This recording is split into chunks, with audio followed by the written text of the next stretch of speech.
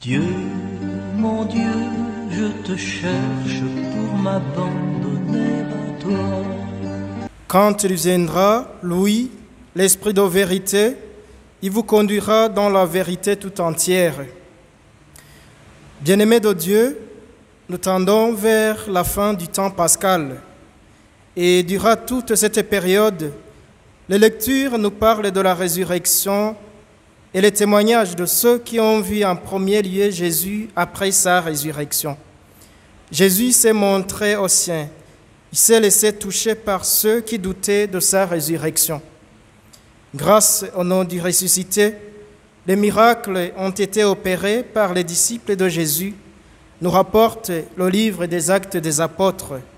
Et la bonne nouvelle s'est répandue jusqu'aux nations païennes grâce à l'événement pascal.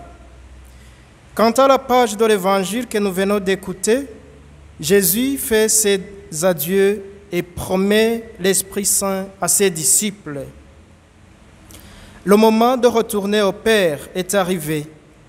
L'heure de glorification qui, en langage johannique, correspond à l'événement de la croix du vendredi saint.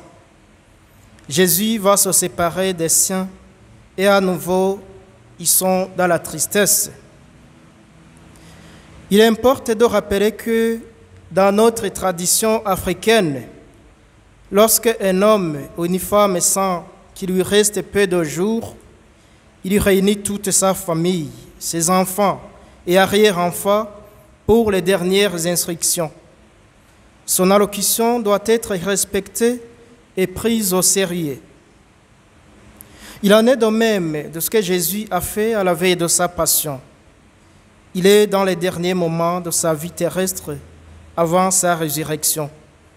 Et tous ses disciples se rassemblent autour de lui dans le désespoir. En parlant de son absence au milieu d'eux, les disciples se sentent choqués. Ils n'arrivaient pas à comprendre le drame imminent de la croix. C'est une déception totale pour eux qui ont tout quitté pour suivre définitivement le Christ. En parlant de sa glorification, Jésus souligne l'un des rôles de l'Esprit Saint, conduire les disciples vers la vérité en parachevant l'enseignement donné par le Christ et en leur annonçant les réalités à venir. Cet esprit habitera dans le cœur des disciples et les accompagnera dans leur mission d'annonce de la bonne nouvelle. Plus tard, saint Paul dira que personne ne peut affirmer de sa bouche que Jésus est Seigneur sinon par l'Esprit Saint. L'Esprit annoncé et promis par Jésus est une force venant d'en haut. Son rôle est de faire comprendre en plénitude les gestes et les paroles du Christ, de les transmettre aux hommes et aux femmes en vue de leur salut. C'est aussi la force qui nous permet d'affronter le monde au nom même de l'Évangile et de Jésus-Christ. En revanche, l'Esprit Saint que le Christ a promis est venu avec l'événement de la Pentecôte. Après la Pentecôte, les apôtres, de craintifs qu'ils étaient, deviennent pleins d'assurance. Ils parlent avec la force de l'Esprit Saint. Par ailleurs, l'un des rôles de l'Esprit Saint est de chasser la peur qui trouble l'homme et qui l'empêche de vivre sa liberté. L'Esprit Saint, reçu à la Pentecôte par les apôtres, c'est le même Esprit Saint qui anime Paul et Silas dans leur mission évangélisatrice à Athènes. Nous l'avons entendu dans la première lecture.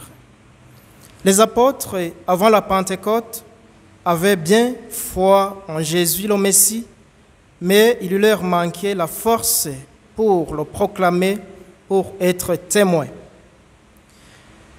Chers frères et sœurs, pour que notre Église reste fidèle à l'enseignement des apôtres, elle a besoin de cette force d'en haut pour sa croissance visible.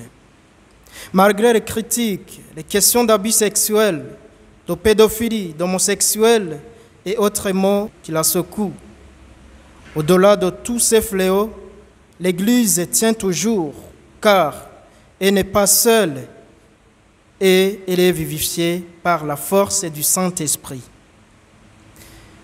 Avec l'Ascension, nous entrons au Cénacle avec Marie pour attendre la venue de l'Esprit Saint. Et pour nous, aujourd'hui, le Cénacle, c'est dans nos cœurs, dans nos familles, dans nos communautés et dans nos lieux de travail.